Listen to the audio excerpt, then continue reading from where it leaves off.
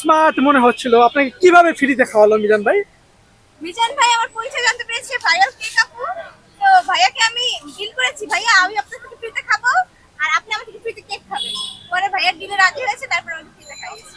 তাহলে কি আপনার ডিলটা এরকম ছিল?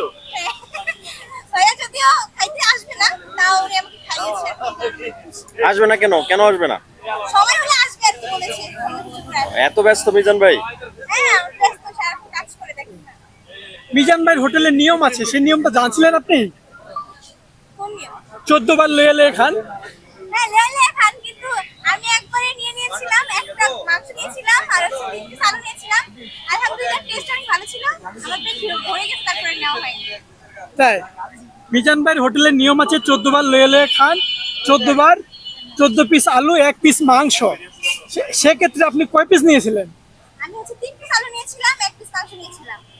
তাই হ্যাঁ, আমার মনে হয় কি আমাদের মানে যতটুকু খেতে পারবো ততটুকু নেওয়াই ভালো, খাবার নষ্ট না করে। অনেকে দেখা যায় 30 পিস আলু নেয়, 1 পিস মাংস নেয়। অনেকে খেতে পারে, তারা নেই। 2-3 পিস মাংস নিয়ে কিন্তু ধরা খেয়েছে। আসলে সবকিছু একটা নিয়ম থাকে, তাই না? তো আমরা উনি থাকুক বা না থাকুক, আমাদের অবশ্যই উচিত উনি যে নিয়মটা দিয়েছে ওইটা ফলো করে আমাদের খাবারটা খাওয়া, তাহলেই হবে ভালো। সবাই যদি আপনার মতো মনোভাব পেত তাহলে কিন্তু আসলে মিজান ভাই হোটেলটা কিন্তু আরো বেস্ট মানে চলতো। হ্যাঁ, অবশ্যই। আর অনেকেই কিন্তু 3-4 পিস নিয়েও কিন্তু ক্যামেরার সামনে মিডিয়ার সামনে কিন্তু ধরা পড়েছে যে উনি বলেছে যে 1 পিস মাংস নেওয়ার জন্য কিন্তু সেই ক্ষেত্রে কিন্তু 3 পিস 4 পিস নিয়েছে। আলু নিতে বলছে, ঝোল নিতে বলছে, কিন্তু আলু ঝোল না নিয়ে শুধু মাংস নিয়েছে। তো আমরা চাই যে আসলে প্রত্যেকেরই আপনার মতো মনোভাব হওয়া উচিত।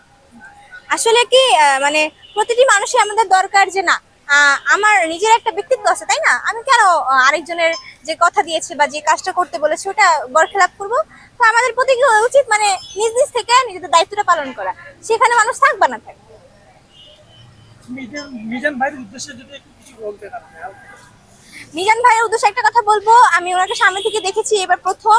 আর ওনার দোকান মানে ওনার হোটেলে যে খেতে গিয়েছি, উনি আমার সাথে আলহামদুলিল্লাহ অনেক ভালো ব্যবহার করেছে। উনি ভালো একটা মনের মানুষ। তাছাড়া ওখানে গিয়ে আমি ডিমও ভেজেছিলাম। তো আমার মনে হয় যে আমাদের প্রত্যেকেরই উচিত ওনাদের হোটেলে গিয়ে হচ্ছে খাবার টেস্ট করা, কারণ আমি বলবো ওনাদের খাবারটা 100 টাকা অনুযায়ী অনেক বেশি ভালো ছিল, টেস্টও অনেক ভালো ছিল। তো আলহামদুলিল্লাহ আমার অনেক ভালো লেগেছে ওখানে গিয়ে।